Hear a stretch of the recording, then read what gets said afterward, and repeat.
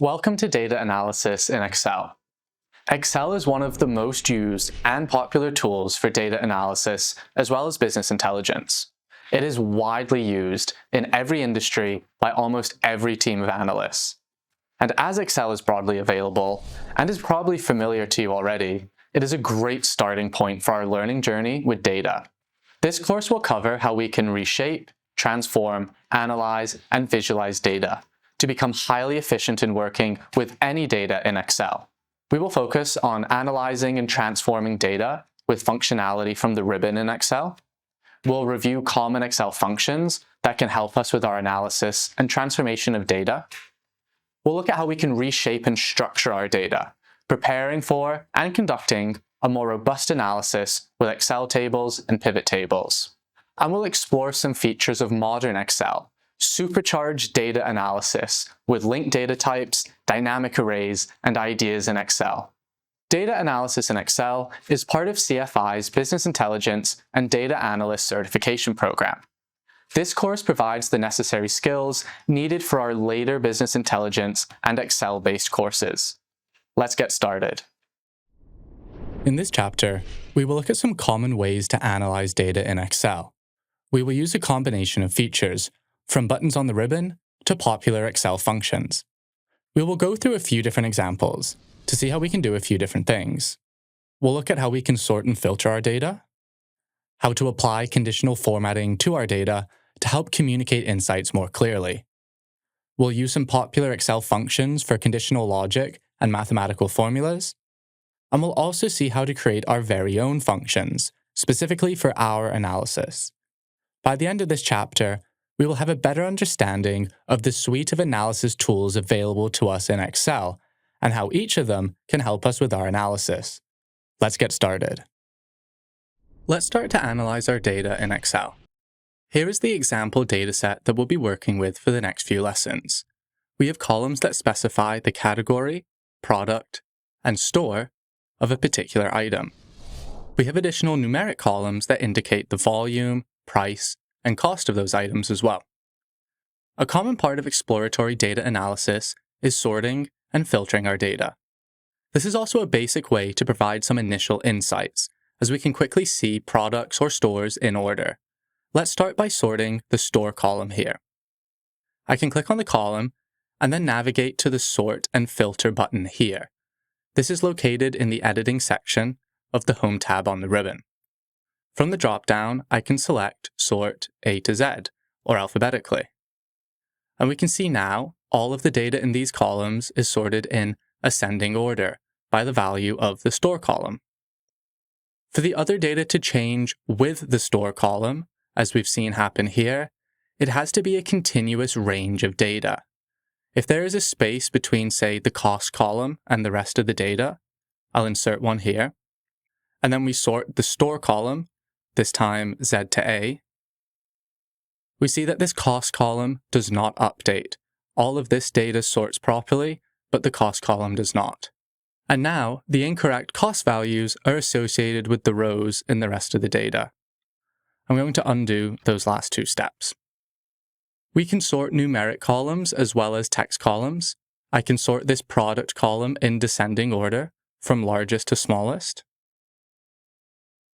When I do this, we can see that we've lost the sort order from our previous action in the store column here. If we want to maintain this sort order, or have multiple levels of sorting, we can use a custom sort. To do this, I can select the custom sort option from the drop-down menu. If I go back to Sort and Filter, let's select Custom Sort. Here, I can define a rule set for sorting our data. So I can sort by product first, from smallest to largest, and then we can add a level, and then sort by store in reverse alphabetical order, from Z to A. Let's click OK. And now we can see that product is sorted in ascending value, from smallest to largest, and within these product values, stores are sorted in descending order, from largest to smallest value. Now that we've sorted our data, we may also want to filter some of the values of each column. And to do this, I can select the filter option from the drop-down menu here. Let's add a filter. Now, each of the column headers have the drop-down icon within the column header. When I select the drop-down from the store column header, I can filter to only return rows that have a value of A. So let's deselect all values and select A. We can see that the column is filtered, as the filter icon now appears in the column header. I can also select multiple values like A, C, and E. OK. To clear this column filter, I can either navigate back to the drop-down menu and reselect all items, or hit the Clear Filter from Store option from the drop-down menu. I can also navigate back to the Sort and Filter button and select Clear, and this will clear all the filters. Another option we have for filtering the data is a conditional filter on a column. Instead of clicking on multiple items, we can use the text or number filters from the column drop-down menu. From the volume column this time, let's select a number filter. And then let's select the greater than option. And we can select values where the volume is greater than 60 and select OK. Let's remove that new filter by clearing the filter to return to our entire dataset. Now we are more familiar with sorting and filtering our data, we can move on to other ways that we can analyze our data. We can make insights from our data really pop visually by using conditional formatting on our data. This feature builds on the concept of sorting our data. Previously, we sorted some columns in our dataset here, and we can do this visually by adding data bars to one of our columns. Let's select and highlight all the values from the volume column. Then we can navigate to the Conditional Formatting button, located on the Home tab of the ribbon under the Styles section here. From the drop-down menu, let's select Data Bars, and we'll pick one of these solid fill options. Now we can see, visually within the column, the relative high and low values based on the length of the bar in the background of the cell. Another conditional formatting option is adding color scales to data. Let's select the values of the price column this time and add color scales. From the Conditional Formatting button, Color Scales is just beneath Data Bars, and let's select the first option here. Now, values that are higher have a darker green color, and values that are lower have a darker red color. The background color of the other values fall on the gradient somewhere in between the two. At a glance, we can see a really low price, like here, as well as the higher priced items as well. We can add color scales to the next column, the cost column, as well. But this time, let's add the color scales in reverse. We want red for high values and green for low values. So I'll select the next option along. This is because a lower cost is better for us, and a higher cost is worse. The logic is opposite for the price column. And this is an important point with using conditional formatting. We have to ensure that we are using it to communicate the correct message. Let's clear the color scales from the cost column. We can do this by selecting the values and then navigating to Clear Rules and Clear Rules for selected cells from the drop-down menu. Just like with filtering the columns, we can also define our own conditional logic when using conditional formatting. Let's select the cost column again. This time, from the drop-down, let's select Highlight Cell Rules, and we'll select Greater Than. Now we can define the formatting rule we want to apply to these values. So let's highlight cost values that are greater than 20. So we'll highlight this value and type in 20. In the previous menu, we selected greater than as a type of conditional logic, but we could also select equals to, less than, or anything else that we would want to apply. Over here on the right-hand side, we have a few formatting options that we can apply to the values that meet the criteria that we define to the left. As I select the various options from the drop-down list, a preview appears in the sheet behind the menu. Let's go back and select this first option, light red fill with a dark red text, and we'll select OK. If we want to update any of the conditional formatting that we've built so far, we can go to Manage Rules. So from Conditional Formatting button, from the drop-down menu, the last option is Manage Rules. From this drop-down menu at the top, Show Formatting Rules for, let's select this worksheet. And now we can see the 3 rules we have defined: the rule set, the graded color scale, and the data bars. From this menu, we can directly add new rules, edit these existing rules, or delete conditional formatting rules. As we've seen, we have great flexibility to control and determine exactly what we want our conditional logic to be and how the formatting of this logic should appear. We have already seen conditional logic in action in the last few lessons, with filtering our data and by applying conditional formatting. Let's see how we can analyze our data by using functions that rely on conditional logic. Let's start by using the if function. You may have seen or heard of this function before. It is common in almost all programming languages. The if function has 3 parameters: a logical test, something to return if the logical test is true, and something to return if the logical test is false. In our dataset here, we can use the if function to build some conditional logic around whether to buy or sell a particular category of item. In a new column, let's start in column H, we can type equals if. As we can see, the first parameter is to define a logical test. So let's do this by selecting the value in the category column for this row and see if it's equal to cat A. If it is, let's return the value of buy, and if not, we return the value of sell. And don't forget to put all of these text items in double quotes. I'll close the brackets and hit enter. Now I can take this formula and drag it down so that it populates for all rows of the data. And we can see for the first few rows, where category is equal to category A, the contents of this column say buy. But for the rest of the values, where they're cat B or cat C, we're instructed to sell. Currently, we only have 2 conditions in the if statement: if the condition test is true, or if it's false. However, we can add more conditions by creating a nested if statement. A nested if statement is when, instead of defining a value for false, we can define another if statement inside of the first one. Let's add a second conditional test, this time to see if the value is equal to cat B. So let's delete this cell for now, and let's type in if, and we'll do this again. If the category is equal to cat B, we want to sell. Otherwise, we want to hold.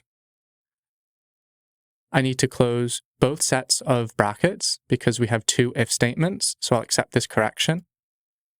And now let's drag this updated if statement down.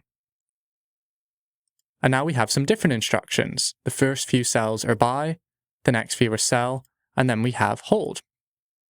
This method isn't too bad. We only have 1 nested if statement here. But we could keep adding more and more additional statements if our logic within our worksheet gets more complex. And the formula would become quite messy. It would be difficult to read, interpret, and maintain. So a function that we can use to replace nested if statements is the switch function.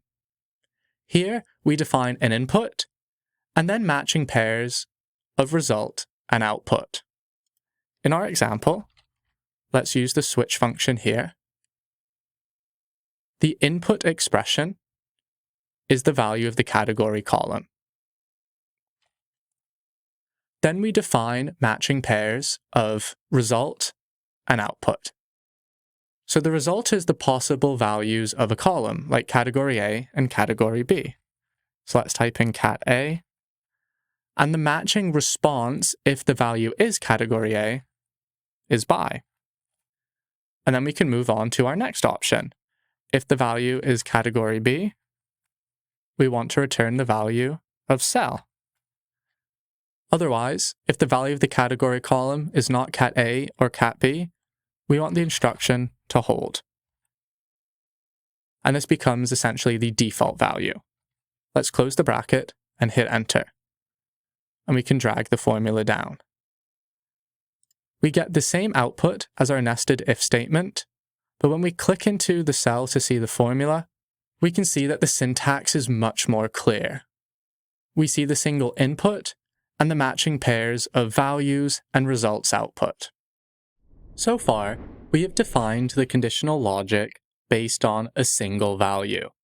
What is the value of the category column? We did this in our nested if statement, as well as our switch statement. There were only a few potential options to answer this question: category A, B, or C. But we can also build conditional logic on numeric columns, where there are lots of potential values. In column K, let's create a new if statement. And this time, we will test to see if the value of the cost column is greater than 20. And this matches the logic of the conditional formatting that we defined earlier. If the cost is greater than 20, we can define it as large. Otherwise, it's a small cost. So let's do that here. If the cost column is greater than 20, we want to return large. Otherwise, we want to return small. Close the bracket and hit OK. And let's drag this down. If we wanted to add more complexity to the logic, we could once again create a nested if statement. This time, if the cost is less than 20, but greater than 5, we can return a medium cost.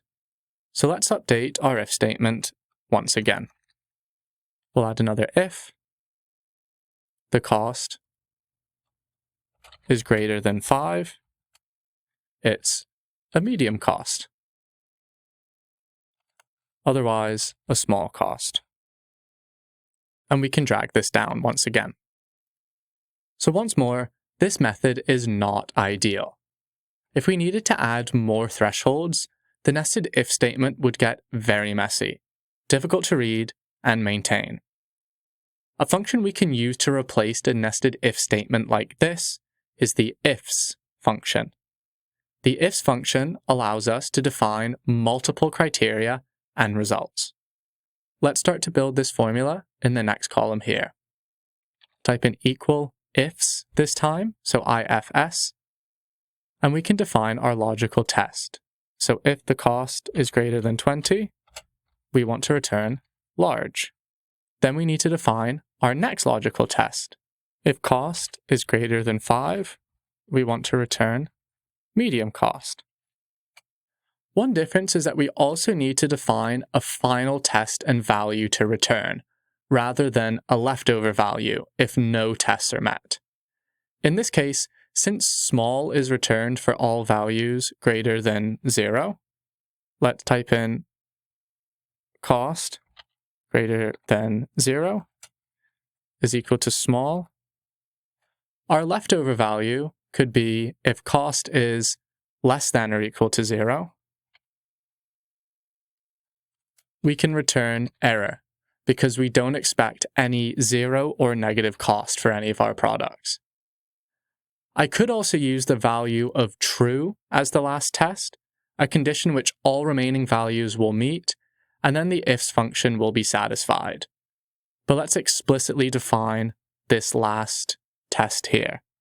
I'll close the bracket and hit OK. Let's take this value and drag it down, and it matches this nested if statement. Once more though, this is a little bit easier to read and easier to maintain and audit as well. So we've seen how we can use the if function to define logic on both single values as well as conditional statements. If our scenarios are getting more complex, we can consider using the switch and the ifs function instead, as they provide a way to more easily define complex conditional logic. Continue learning. Join CFI today.